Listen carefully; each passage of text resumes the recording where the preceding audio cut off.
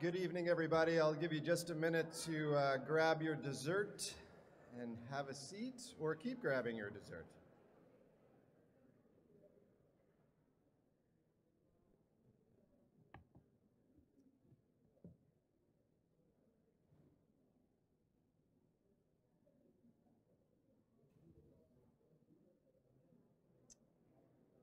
Well, good evening and welcome to the annual meeting of Congregation Beth Israel. My name is Dan Jones, and I humbly serve as the 495th president of Beth Israel. No, you're right, that's not correct. I was just checking to make sure someone was paying attention. I'm actually the 48th. Now, I've sat through a fair number of these in the past, but this is the first time I've been in the position to deliver the presidential remarks. In attempting to prepare for this, and I say attempting as I'm not really sure how it's going to go, I asked Leslie Mills to send me speeches of past presidents. As I'm sure it will come as no surprise to anyone here, they were all brilliant, but of varying lengths. The shortest came in at 765 words, the longest at 4,131. By the end of this sentence, I'll be at 147. So we'll just have to see where we end up. As a congregation that dates back to 1861, we have seen, felt, and experienced so many things. But nothing in any of our recent memories could have prepared us or given us a roadmap of how to survive, navigate, and come through a global pandemic. But here we are in 2022, strong, capable, and thriving. As I look back on our year since our last annual meeting in May of 2021, I think about the overused but still important phrase, continuous improvement. Even in a year where we were and are still putting the pieces back together to where we were prior to the onset of the COVID-19 pandemic, throughout our organization and our community, we have continuously strived to be better and to do more. I asked some of our staff members to help me with some highlights. The Bill and Sid Rubin Preschool, led by our tireless early education director, Kathy Goldberg. We opened back up 2 more classrooms since closing them in March of 2020. We were able to open a second pre-kindergarten and another 2-year-old classroom for a total of 9 out of 11 rooms open now. Our staff has been incredible in keeping our children healthy and safe. We were able to bring our clergy back in person for Havdalah and Shabbat experiences for them, and we welcomed parents back on our campus for classroom drop-offs. We celebrated the completion of Jeanette's Enchanted Garden, made possible by Helene and Alan Zyman. The beautiful mural has brought beauty and wonder to the playground. The garden is flourishing, and our teachers and students are now harvesting daily. We added 12 new bikes and double riders. The children are thrilled with the double riders and can be seen giving their friends rides around our playground and the courtyard. And for safety improvements, we added poured rubber safety surfacing to our infant-toddler playground. Out of our incredible programming department, led by Program Director Eileen Tatro, we had a world-class Scholar-in-Residence weekend with Rabbi Carol Balin. With both on-campus and virtual offerings, we were able to offer a scope of programming that would have been impossible just 12 months before. We also hosted a conversation between Rabbi Navarez and President Biden's nomination for a special envoy to monitor and combat anti-Semitism abroad, Deborah Lipstadt. In the Lee and Frank Goldberg Family Religious School, under the leadership of our Director of Education, Rose Orlovich, we changed the way that we teach about Judaism in grades 6 and below to be experiential, interactive, and teach about actively being Jewish in fun and authentic ways. We taught all of our students about the amazing impact of caring community at Beth Israel, and every student did projects that were incorporated into Mishbags as a way of learning about the importance in active participation in Jewish community and the Jewish value of caring for the sick. From the minds of our Director of Membership and Engagement, Bethany Eisenberg, and the chairs of the Membership and Engagement Committee, Allison Golding and Heather Cohen, we launched our member meetups, events for congregants by congregants. We hosted a trivia night, which was our first in-person social event during the endemic, and it sold out. Word to the wise, I hear tell there's another one coming up soon, so sign up quickly. From the spiritual heart and mind of our community, our clergy suite, with Rabbi Gimbel, Rabbi Cantor Bernstein, and Rabbi Navarez. We have worked on our allyship in working to educate around and combating anti-Semitism. They are continuing the never-ending work of making sure that nearly every program and session that they take part in has diverse access for both our in-person and at-home participants. A focus on leadership and the renaissance of existing and immersive experiences, from Israel travel this fall to service learning in the Dominican Republic this upcoming February. A renewed focus on rabbinic interactions with congregants on every level, with special focus on those in need, in conjunction with Katie Lindley and Caring Community. And also from Caring Community, this year's new monthly program, Cooking with Caring Community. This year, congregants, staff, and clergy have welcomed over 135 registrants via Zoom into their home to celebrate the traditions of Jewish cooking. While learning new dishes, including Sephardic Passover casseroles and how to braid around challah, we've come together as a community to learn and enjoy the mitzvah of giving back by donating half of what is prepared during each evening. And if you'll indulge me, just a few more. We were recognized by St. Vincent de Paul for over 35 years of service, donating over $1 million, with volunteers serving more than 1.4 million meals.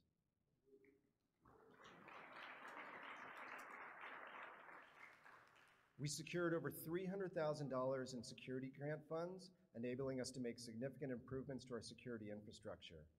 We continue to secure our campus by arming our security staff and hired our own security director, Alex Pilado, as a Beth Israel employee. After a long and somewhat patient wait, we were able to install our no longer new senior rabbi, Jason Navarez.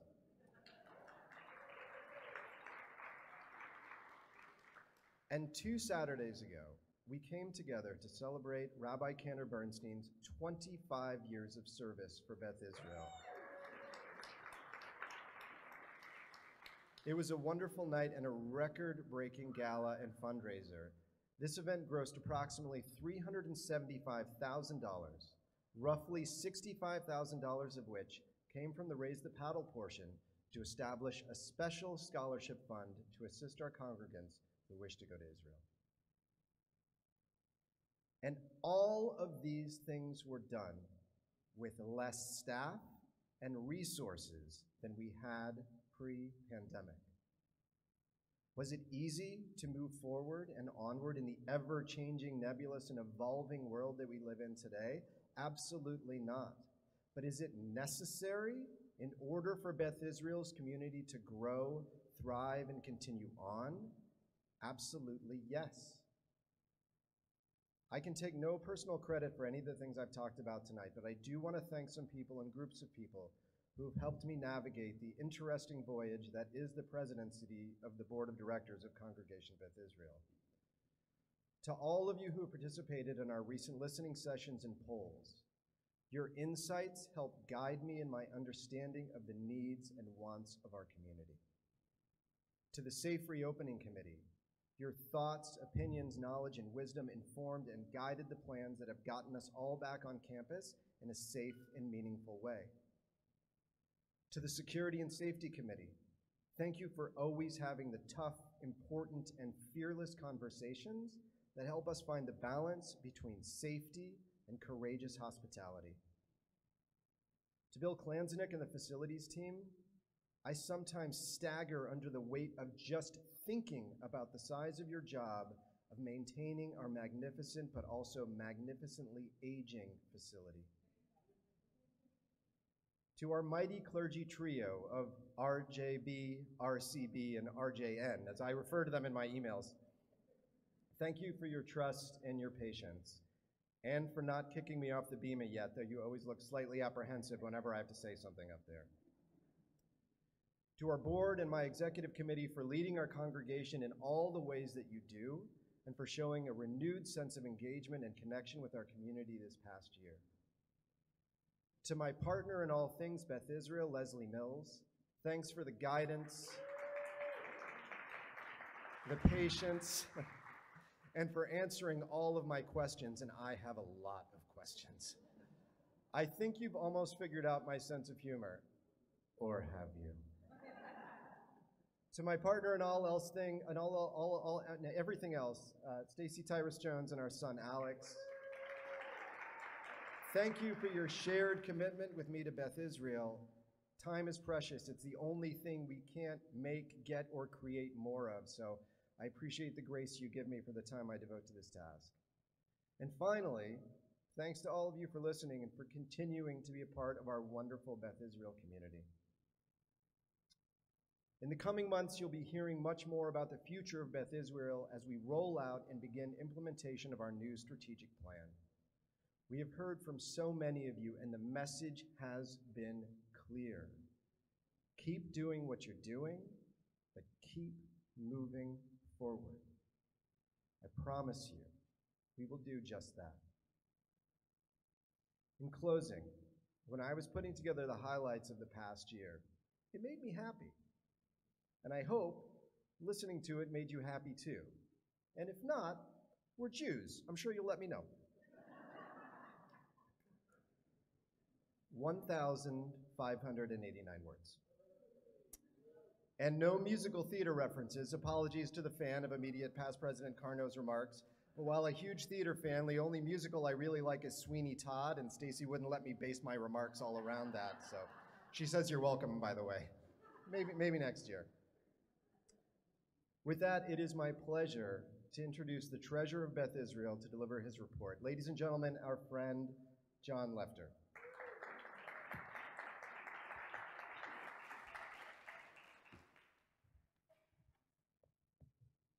Good evening, and I would like to start by thanking Dan, not only for your leadership, but also because anything that I point out that might not be positive in my report, it is entirely Dan's fault, and he agreed to take the blame.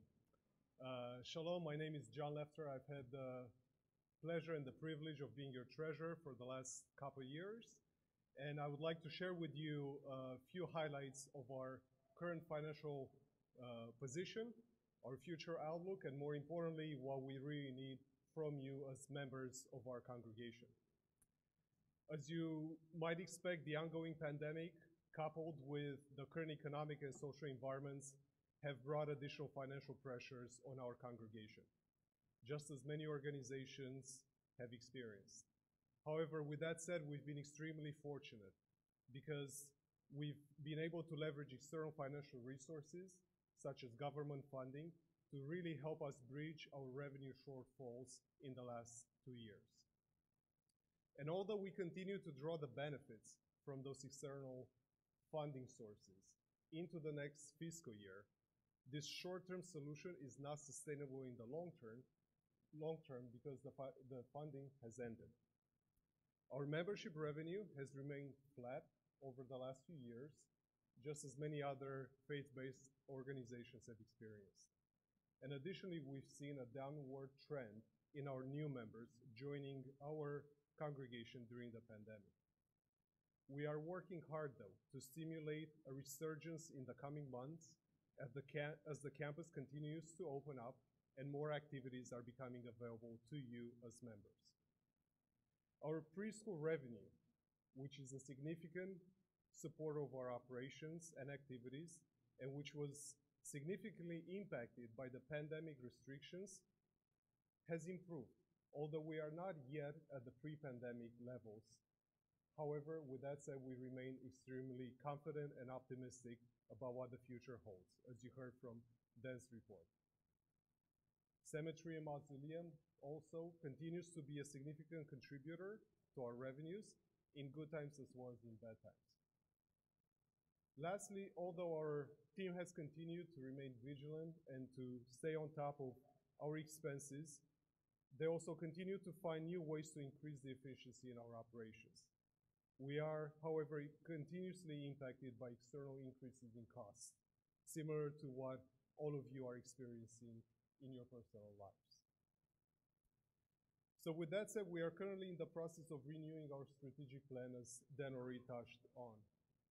And we are in the process of aligning our long-term objectives with our financial long-term objectives. We continue to review and identify financial improvements that we can make, innovations that will enable us to increase our efficiency of the limited resources that we have. In other words, we're looking at how we can squeeze more juice out of this lemon that we've been dealt with.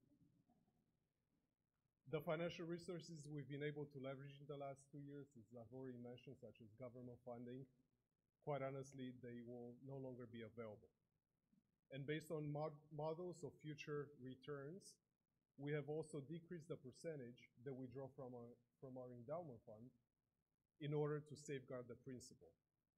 So in order to maintain the financial health of our congregation, we continue to support the programming as well as this beautiful campus that we are all enjoying, we need your help. So here comes the ask. Your financial support, at the end of the day, is the basis of our congregation. We are member supported. Our sustaining membership level represents the point at which your membership contributions cover a significant part of our costs, although not all of our costs. Our sustaining membership level has not been increased or changed in the last 5 years. So in an effort to reduce the gap between our membership revenue and our expenses, this year we are increasing this sustaining membership level by a modest 6% to an amount of $2,830. We do this in order to enable us to more appropriately cover the costs. And we hope that you will contribute at least at this break-even level, and if you can at a higher level, please consider to do so as well if you are able to. Additionally, we ask you to consider making a contribution to our endowment fund, either as a cash pledge or as a legacy gift. Every dollar contributed will help us achieve the goals which we as members benefit from. Your endowment contributions will also continue to support our community and the future generations to come. Please also consider supporting other focused campaigns as they arise and are shared with you. In closing, I would like to remind you once again that our congregation is member supported. Without your financial support, we would not be able to provide you with the services, programming, and the warm and welcoming community which we call home. Lastly, and just as important, we ask you to please assist us in sharing with the greater community why Beth Israel is your synagogue home. You can help us attract new members and retain them. Thank you for being part of our family. Thank you for everything you do to support us financially and otherwise, because we could quite literally not do it without you. With that said, please remember, anything negative is Dan's fault. The rest of us will take credit for all the positive items. Thank you and shalom.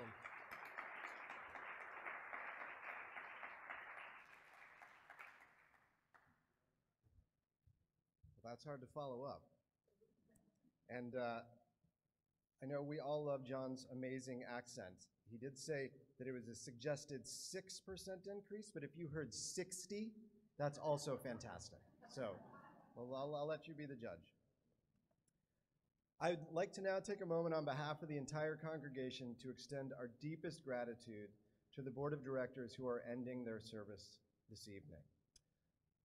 Those individuals are Heather Cohen, Heather Keith, and Jody Newlander.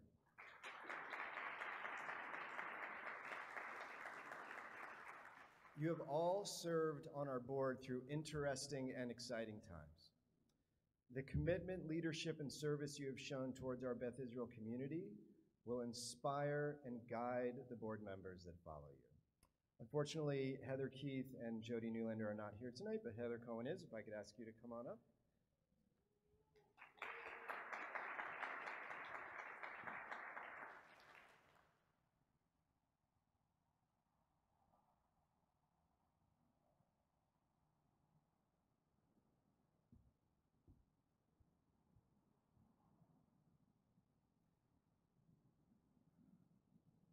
It's now my great pleasure to present the Volunteer of the Year Award. So our very deserving winner of the Volunteer of the Year is Sabrina Leitner, who is not here with us this evening, unfortunately. But she's in Tahiti, so don't worry. I'm pretty sure she's okay.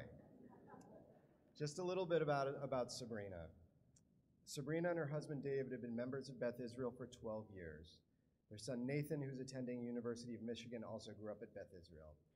Sabrina regularly volunteers with Beth Israel's caring community. She loves baking and cooking, helping to keep the freezer stocked, delivering mish bags, and interacting with our amazing community. Making calls to seniors during COVID-19 and the holidays has been her most rewarding experience.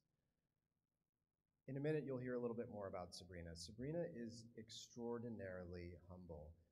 When I phoned Sabrina to let her know that she won, she told me that I was making a mistake because she didn't deserve to win this award.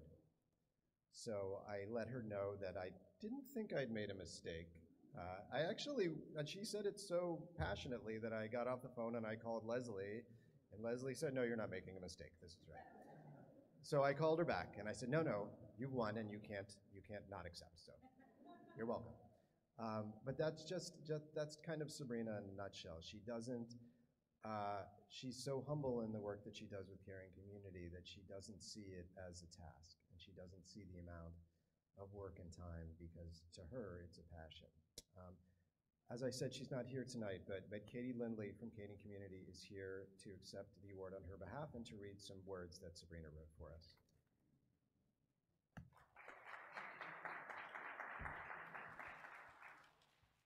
Good evening, everybody. Can you hear me? I've had the pleasure of working with Sabrina over the last several years, and I don't think I have worked with anyone so kind, so giving, so loving, and so passionate about giving back. And I just want to say that before I read her remarks. Thank you to my CBI family for this special honor. How lucky we are to have 3 amazing rabbis, awesome board of directors, and congregants. Let me tell you how our lives have been so enriched by the CBI community and why it is easy to want to be involved and give back. Our son Nate attended Mountain High every summer starting at 8 years old. His overlapping friendships between Camp Mountain High and Beth Israel grew stronger through the years. I believe his Jewish identity with Rabbi Satz in 2010 and a CBI campership grant, which made us consider Camp Mountain High so many years ago. Rabbi Cantor Bernstein beautifully led Nate through his bar mitzvah preparation. Katie Lindley was Nate's teacher and also led his class to Israel. As a result of his experience, Nate took an Arab-Israeli conflict class, inspired to learn more. On our way to drop Nate off this last year at the University of Michigan, he informed my husband Dave and I that he did not anticipate being very involved with Hillel or the Jewish community. However, as a freshman through Hillel, Nate was afforded the opportunity for early retreat. This experience gained him new best friends. It warms my heart to see my son embracing his Jewish identity and roots. Thank you, CBI. On a Monday night in April 2019, several thousand people gathered at the Poway High School Stadium to attend a vigil for the victims of the Chabad Poway shooting. And there was our very own Rabbi Gimbel, leading thousands of us in song to show that love conquers hate and good always prevails over evil. And when we had 12th grade graduation, and we had a little mini University of Michigan gathering between Rabbi Navarez, Joel and Eli Smith, and Emma Voigt, now at the University of Michigan Hillel, The sense of overlapping community really struck Nate. When Nate was home for spring break, we toured the UCSD Glickman Hillel Center that is being built because of the tenacity of our Jewish leadership here in San Diego, many who are CBI past presidents, board members, and congregants. One of my favorite moments was a caring community delivery to the Greenspans prior to COVID. Our family trip to Italy came up in conversation, and Gil Greenspan recommended the book, The Sistine Secrets. Authors claim that Michelangelo was Philo Judaic, deliberately selecting only Jewish Old Testament stories and embedding them with messages based on Kabbalistic and Midrashic interpretations. We read the book, and Nate was so fascinated, he ended up being our tour guide of the Sistine Chapel, all because Gil told us about the book. They reached out to us when Dave's father passed away a couple of weeks ago. I just love the woven fabric of this community, so we are feeling extremely grateful and blessed with our CBI community. So thank you all for being such an important part of our life and allowing me the opportunity to give back in a very meaningful way. Sabrina Leitner.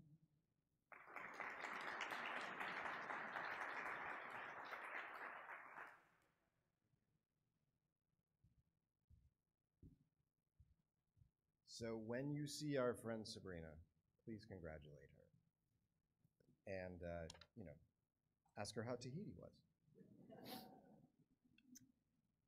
It's now my pleasure to announce this year's slate of elections for the Board of Directors. Nominated for first term are Kevin Berkowitz, David Boudman, Mike Chasin, Andrew Garman, and Corinne Toronto. Kevin Berkowitz and Mike Chasin were already members of the Board of Directors, as they had come in midterm to replace another member that had left midterm. So this will be their first term, though I'm sure you've seen them out and about as board members already. Nominated for a second term are Allison Golding, Marcia Lubbock, and Buddy Boyd. Nominated for a third term are Dan Jones and John Lefter. And nominated for a fourth term is Kim Carnot. For the nominating committee, nominated for a first term, Adam Welland. Nominated for a second term, Russ Gold. And nominated for a third term, Ide Ojeda Fournier. I'm pleased to announce that all slates have passed unanimously. So thank you for voting this evening. It is now my pleasure to introduce a man who really needs no real introduction, but I'll do it anyway, Rabbi Jason Navarez.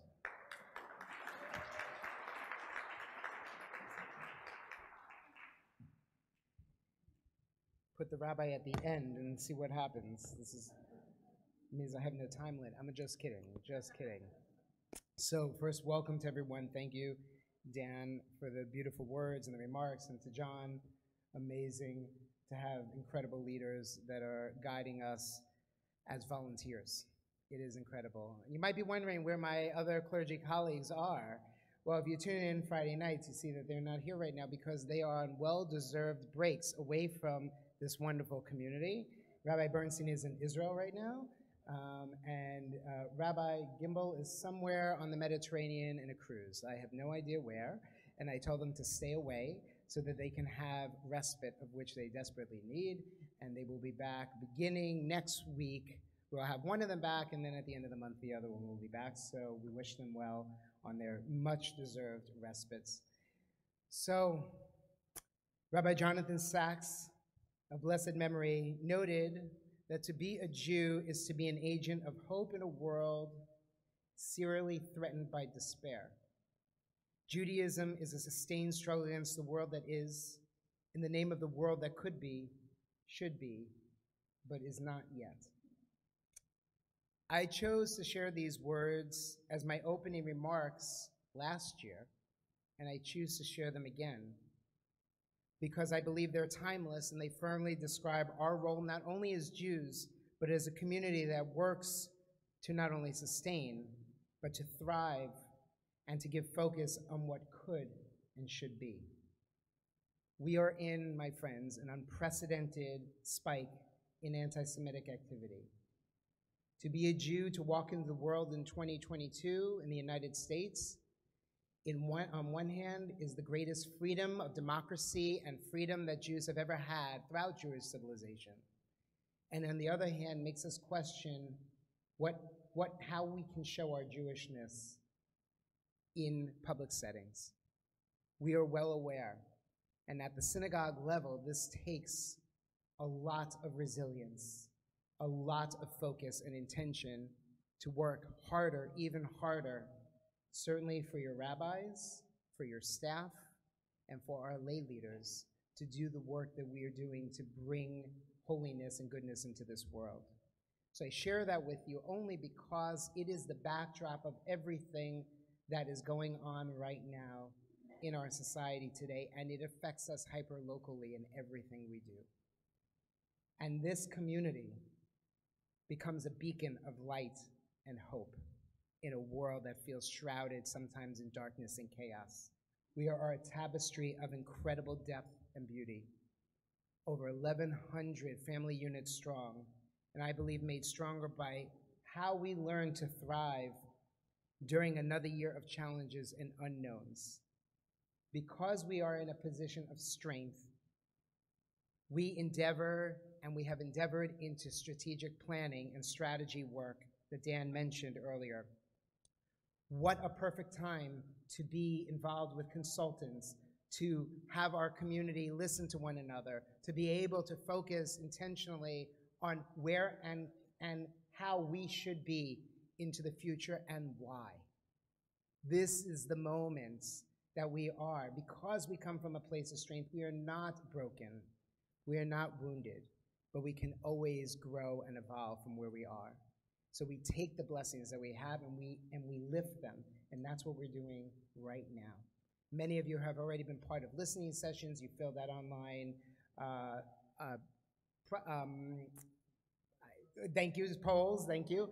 And the information has been synergized, and we are working to amalgamate it and to present to our board and to the community where we go from here. And I can tell you already, just as brief previews, it's very exciting. So we are coming from a place of strength, and we're looking forward to what will be. We have a remarkable staff that has worked tirelessly to make this year feel almost seamless to our Beth Israel family. We have a caring, dedicated leadership that works hand in hand with our clergy and staff to provide best-in-class Jewish experiences. Our world has changed, and we along with it. I want to thank my partner Dan for his outstanding leadership.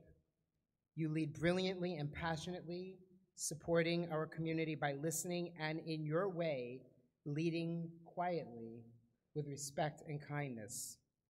To our executive committee, to our board, I would like our new and current and those who are transitioning off the board in our executive committee, can you please stand so we can applaud you this evening, really to focus on the work that you do.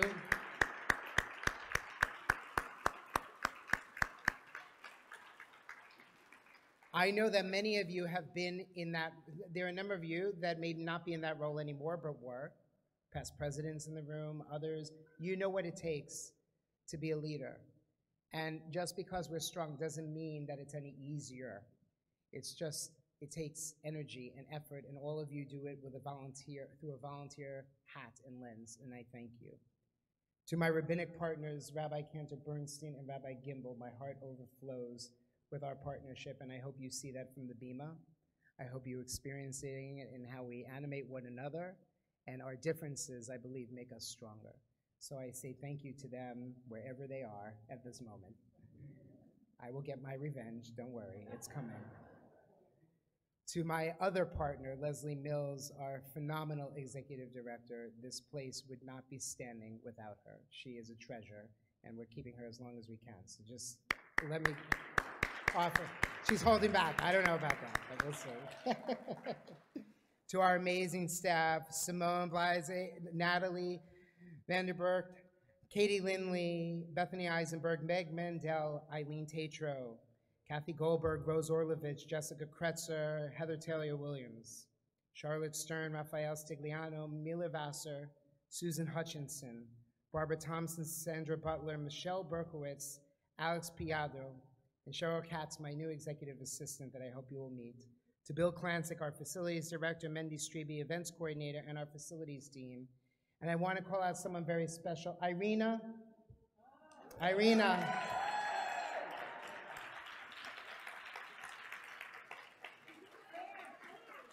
Irina, there she is, she's here. Irina.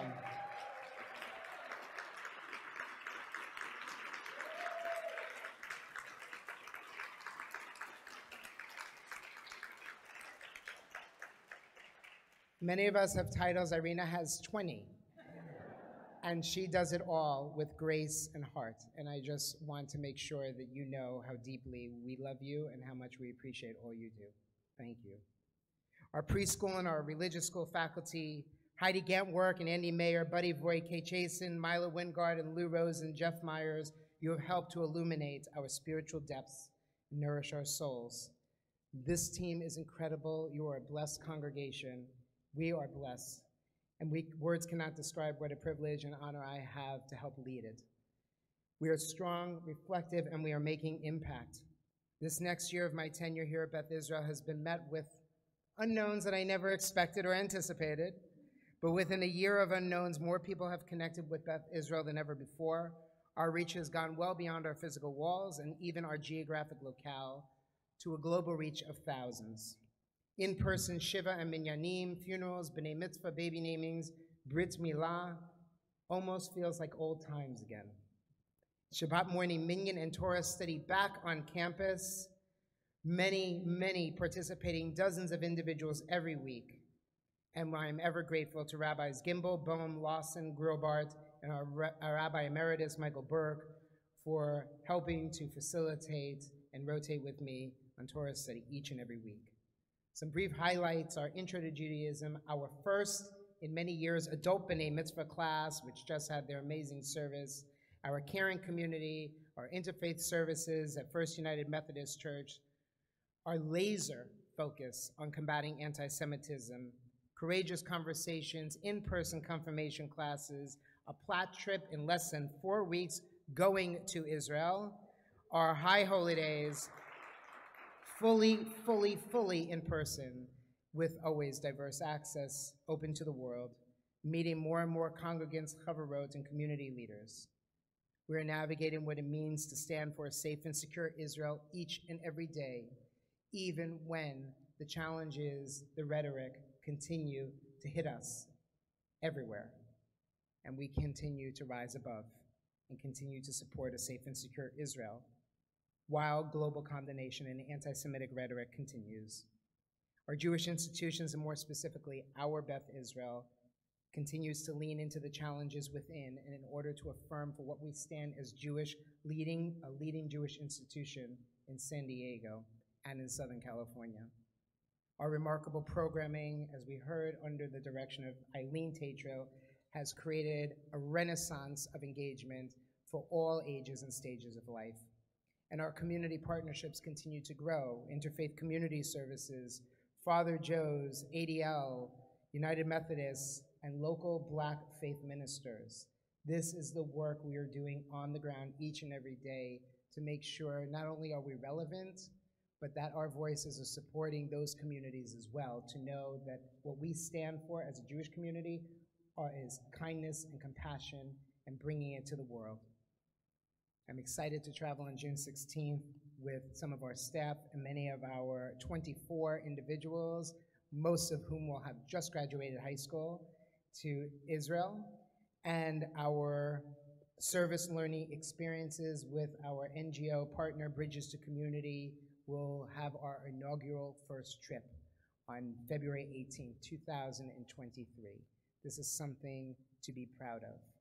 I cannot be prouder, and I am humbly serve as your rabbi to note that it is the gift of being able to do the things that I love that don't call this work for me.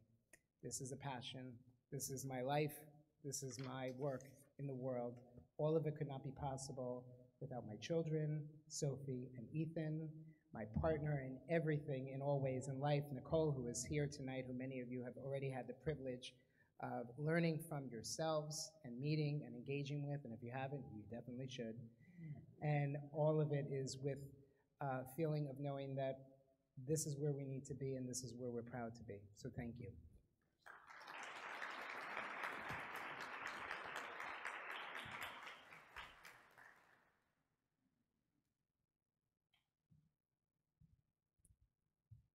Well, ladies and gentlemen, you did it.